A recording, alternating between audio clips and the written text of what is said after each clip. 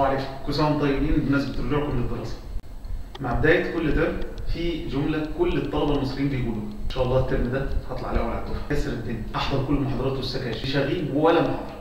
ويبدا الترم ويبدا التراخي والتكاسل، ما حدش بيعمل حاجه من اللي هو بيقوله، يدخل على الميد ترم للاسف ما نوفقش فيه، نطلع نقول الجمله اللي كل الطلبه المصريين بيقولوها، ان شاء الله هعوض في الفاينل. يجي الفاينل ونتزنق زنقه ما يعلم بها الا ربنا، وللاسف يا اما عدينا يا اما ما عديناش. احنا النهارده جايين نتكلم عن مشكله ممكن نقدر نقول ان معظم الطلبه المصريين بيعانوا منها، المشكله ان هم مش عاوزين يتعلموا وفي نفس الوقت مش عارفين ازاي يتعلموا. المشكله دي الطالب هو سبب فيها، في نفس الوقت الطالب هو الحل للمشكله دي. وعشان احنا نسهل على الطالب ان هو يقدر يحل المشكله دي، طبعا بتوفيق الله قبل كل حاجه عملنا الكورس. طيب ان شاء الله في الفيديو ده هناخد فكره عامه عن الكورس، ايه اللي هندرسه فيه وهندرسه ازاي وهندرسه ليه اصلا، من خلال الاجابه على مجموعه الاسئله. اولا الكورس اسمه ازاي تبقى طالب متميز.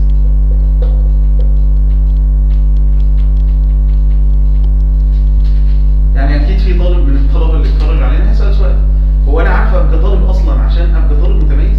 ما تقلقش، يعني الجزئيه دي هنعدي عليها ان شاء الله في خلال الفيديوز اللي جايه. اول سؤال محتاجين نساله، ايه هو الكورس ده وايه اللي هندرسه؟ الكورس هو عباره عن رحله هناخدك فيها كده، من خلال الرحله دي انت هتتعلم ازاي تتعلم، وكمان هتتعلم من خلال اسم الكورس ازاي تكون متميز في العلم بتاعك. ايه اللي احنا هندرسه في الكورس ده؟ اكيد هندرس ازاي نذاكر، واكيد هندرس ازاي نحضر المحاضرات بتاعتنا ونعمل ايه بعد ما نرجع من المحاضره. هندرس برضه ازاي نشتغل في جروب، وازاي نطلع فكره كرييتيف وفي نفس الوقت نعمل برزنتيشن كويس للفكره دي عشان نقدمها للناس. برضه هنتعلم ازاي نعمل تايم مانجمنت، ازاي ندير الوقت بتاعنا وندير حياتنا بشكل عام. هنتعلم برضه ازاي نعمل ريسيرش، وازاي ندور على الانترنت، وازاي ندور في الكتب.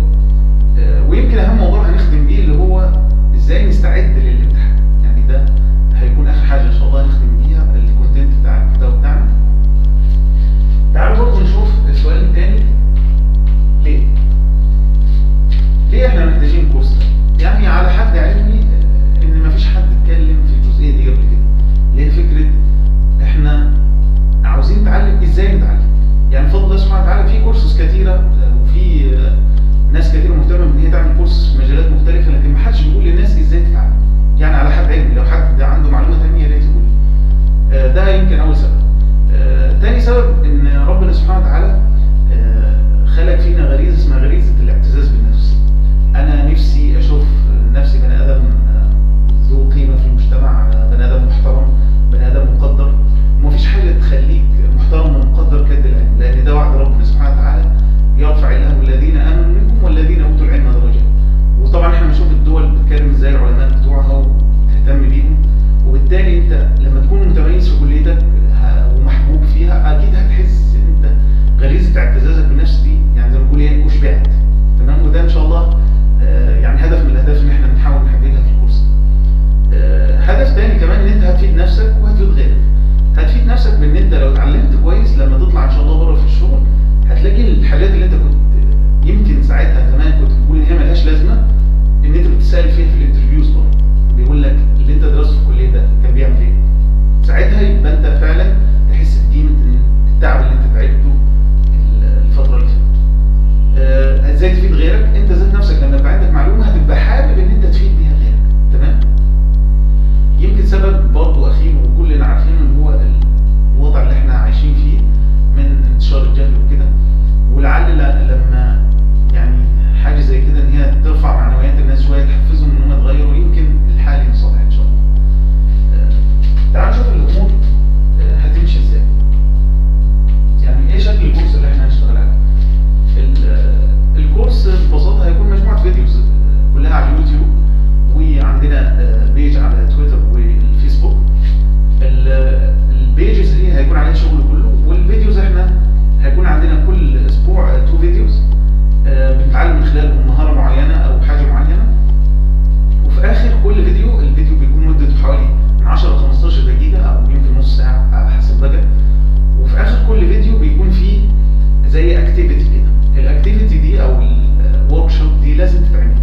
ليه؟ عشان نتاكد ان انت طبقت واتعلمت الكلام اللي احنا قلناه ده ليه تطبيق في الواقع، عشان بالتالي لما تروح في الكليه لما اقول لك ازاي تذاكر تعرف ازاي تذاكر، ازاي تعمل جروب تعرف ازاي تعمل جروب، ازاي تعمل برزنتيشن تعرف ازاي تعمل برزنتيشن.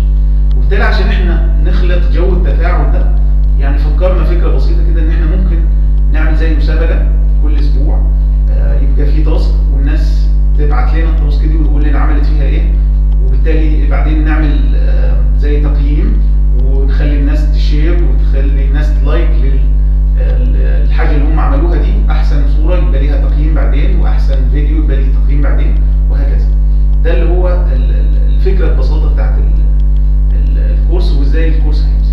في برضه حاجه ثانيه عاوز انبه عليها، ان احنا لازم نتابع البيج باستمرار، لان احنا هننزل على البيج دايما الابديتس والحاجات التحفيزيه اللي تخليك تكمل في التاسك اللي هي بتاعت الاسبوع ده. تمام؟ ده بالنسبه لشكل الكورس وهنشتغل فيه ازاي. طيب تعالوا نشوف الجزئيه اللي بعد كده. امتى؟ وده يعني سؤال اجابته سهله خالص وبسيطه. ان شاء الله تعالى الكورس هياخد شهر زي ما اتكلمنا، و امتى تحديدا؟ احنا يمكن نبدا ان شاء الله مع بدايه شهر 4، وزي ما قلنا بمعدل 2 فيديوز في الاسبوع، فاحنا معانا 4 اسابيع يعني حوالي 8 أو 9 فيديوهات. تمام؟ ان شاء الله تعالى يعني نامل ان احنا نخلص قبل ما تكون الامتحانات الميد تيرم عند الناس بدات، بحيث تبقى الناس جاهزه ان هي ان شاء الله تعمل حاجه كويسه السنه دي ويغيروا من نفسهم. تمام؟ طيب واحنا هندرس على كل الكلام كل الشغل بتاعنا اونلاين. يعني احنا فيما بعد لو الموضوع ان شاء الله حقق نجاح ممكن نزور مجموعه من الكليات، وانا يعني يمكن كنت اديت الكورس ده قبل كده في صوره كان اسمه سوبر ستار ستودنت، كان تبع مشروع اتعلم، والحمد لله رب العالمين حقق نجاح كبير خالص. فقلنا بدل ما يبقى الموضوع قاصر على مكان وقاصر على جامعه معينه، لا يعني احنا نخليه اونلاين بحيث اي حد يستفيد منه. تمام كده؟ يعني احنا اتكلمنا وات واي وين وير هاو، مش عارف في حاجه تانية ناقصه ولا كده؟ هو ده اهم واحده صح. هو مين اللي هيقدم الكورس؟ اللي هيقدم الكورس ابن عبد الله. انا اسمي مصطفى عثمان، انا المفروض سي او فاوندر لمشروع التطوير التعليمي الجامعي في مصر اسمه تعلم. هو المشروع متوقف بس حاليا، لكن ان شاء الله تعالى يرجع الفتره الجايه. انا خريج حاسبات ومعلومات دفعه 2013 السنه اللي فاتت، وحاليا انا طالب تمهيدي ماجستير في حاسبات ومعلومات تصوير. تمام؟ يعني عن باب ان انا بعرف اشرح ولا لا، يعني في لايك وديسلايك تحت، يعني براحتكم. بس انا الحمد لله يعني ليا اكتر من حوالي 6 أو 7 سنين في موضوع الشرح والتدريب ده، وكنت ماسك اللجنه العلميه في الكليه وعملنا شغل كويس الحمد لله. فاتمنى ان شاء الله تعالى ان انا اقدر فيه. يعني احنا كده الحمد لله اخذنا فكره عامه عن الكورس، وعرفنا بندرسه ليه هندرس فيه ايه بالظبط وهندرسه ازاي. عاوز بس اختم باللي احنا هنتفق عليه ان شاء الله كل فيديو، اللي هي فكره الاكتيفيتي، تطبيق مميز. في عندنا اكتيفيتي لازم كلكم ان شاء الله تعملوها الاسبوع ده، اكتيفيتي بسيطه خالص ومش تاخد منكم اي حاجه. هندخل على فيسبوك ونجاوب على سؤال ده.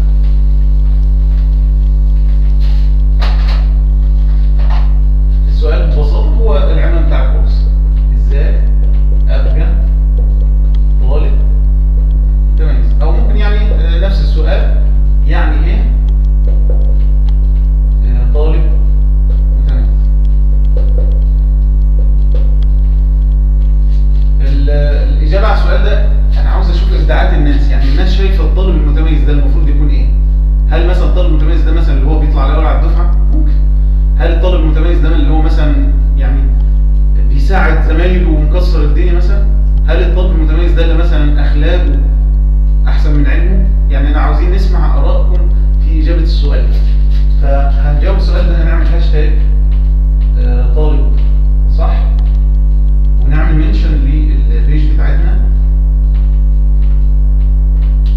وعاوزكم تاخدوا يعني راحتكم تتكلموا براحتكم.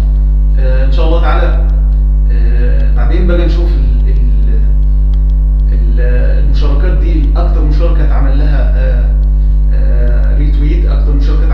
شير، اكتر من مشاركه تعمل لها لايك او عليها كومنتس وكده، ان شاء الله تعالى ننزلها على البيج ويبقى صاحبها واحد من ضمن الناس المرشحين ان هم يكونوا السوبر ستار بتاع الكورس بتاعنا ان شاء الله تعالى. لان انا بفكر ان انا اعمل مسابقه ان شاء الله، نحاول بدل ما يبقى كل همنا ان احنا نعمل مسابقات في الاغاني وفي الرقص وانا اليه راجعون، نعمل مسابقات في العلم. يعني نحاول نطلع ناس متميزين علميا، ناس متميزين خلقيا، تمام؟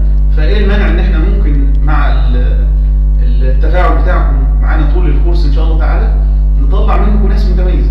ان انا اقول مثلا في جامعه الفيوم طلعنا محمد، في جامعه اسيوط طلعنا مصطفى، في جامعه القاهره مثلا طلعنا اميره، وتقدر يعني احنا عندنا ممكن مثلا نعمل تصفيات في الاخر. يعني هي طموح يعني، والواحد الحمد لله عنده افكار كتيره، بس احنا عاوزين تفاعل الناس معانا. يعني اتمنى التاسك دي الناس تتفاعل معاها وتقول لنا رايها. الموضوع بالنسبه لنا ده مهم جدا، على الاقل هيخلينا يعني ناخد فكره الناس ممكن تتفاعل مع الفكره ولا لا، ممكن يكملوا معانا ولا لا. وان شاء الله تعالى يعني انا حاسس الكورس هيكون مفيد، وان شاء الله تعالى يثمر ثمره طيبه. وان شاء الله نشوفكم الدرس الجاي، والدرس الجاي مهم هيكون بعنوان ازاي نذاكر، ازاي نستعد قبل المحاضره، ونعمل ايه جوه المحاضره، ونعمل ايه بعد ما نرجع.